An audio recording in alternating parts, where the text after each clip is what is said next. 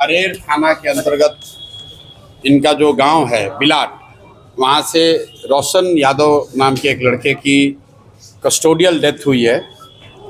उसको लेकर परिवार का जो इल्ज़ाम है उसके संदर्भ में हम लोग यहाँ के पुलिस पदाधिकारी से मिलने आए थे, एसएसपी साहब से।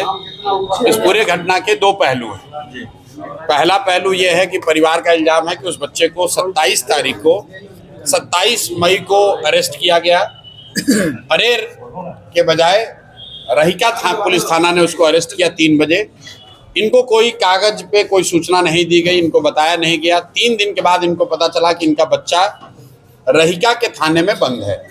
जब ये लोग रहिका थाना में लोगों से अपने बच्चे से मिले तो उसने बताया कि उसके साथ बहुत मारपीट की गई है, उसको करंट उसके बॉडी पे इस्तेमाल किया गया है, उसको टॉर्चर किया गया है, ऐसा परिवार का दावा। माइक मुंह में घुसे हुए 31 तारीख को इनके मुताबिक सुबह में पुलिस ने उसको छोड़ दिया, लेकिन फिर आधे घंटे में उसको अरेस्ट कर लिया आर्म्स एक्ट में। पुलिस का वर्जन यह है कि कहीं गोली चली थी, उस आर्म्स एक्ट में उस बच्चे को अरेस्ट किया गया है।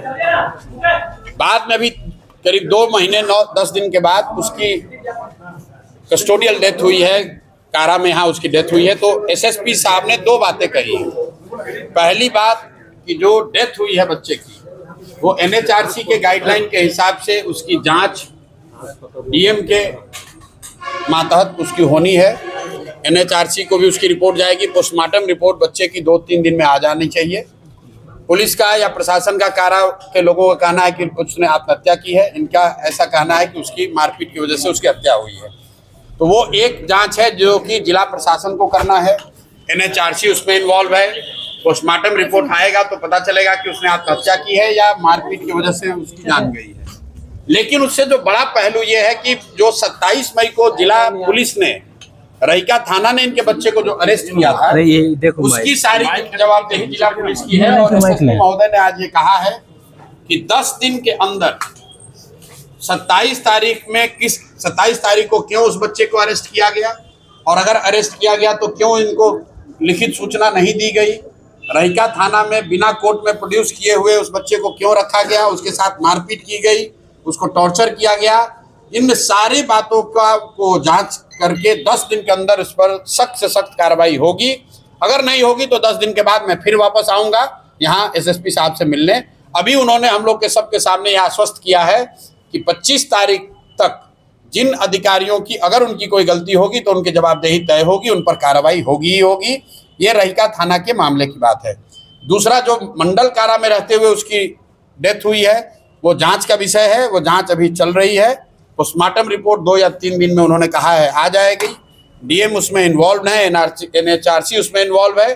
तो एसएसपी साहब का ऐसा कहना है कि उसमें जो एनएचआरसी की गाइडलाइन है उसके हिसाब से, चूंकि कारा के अंदर उस बच्चे की मृत्यु हुई है, तो एनएचआरसी के गाइडलाइन के हिसाब से वो जांच को किया जाएगा। तो पहले पहलू की जिम्मेवारी जिला पुलिस प्रशासन की है। उन्होंने जिम्मेवारी स्वीकार की है, उन्होंने जांच की बात स्वीकार की है। 10 दिन का समय सीमा तय किया है। रहिका पुलिस थाने की भूमिका या उससे जुड़े हुए कोई भी पुलिस पदाधिकारी की कोई भूमिका जो भी रही होगी उसकी जांच करेंगे और जो उचित कार्रवाई होगी वो करेंगे 10 दिन के अंदर। सर, इस तरह की घटना की पुनरावृत्ति न हो, जिसके लिए आप लोग क्या करेंगे? देखिए, पुनरावृत्ति न हो ये तो प्रशासन का, सरकार का मामला है। हम लोग तो बस यही उनसे आज आग्रह करने आए थे कि जो पीड़ित परिवार है, बहुत गरीब घर के लोग हैं, देखने से ऐसा नहीं लगता है कि ये कोई क्रिमिनल हैं।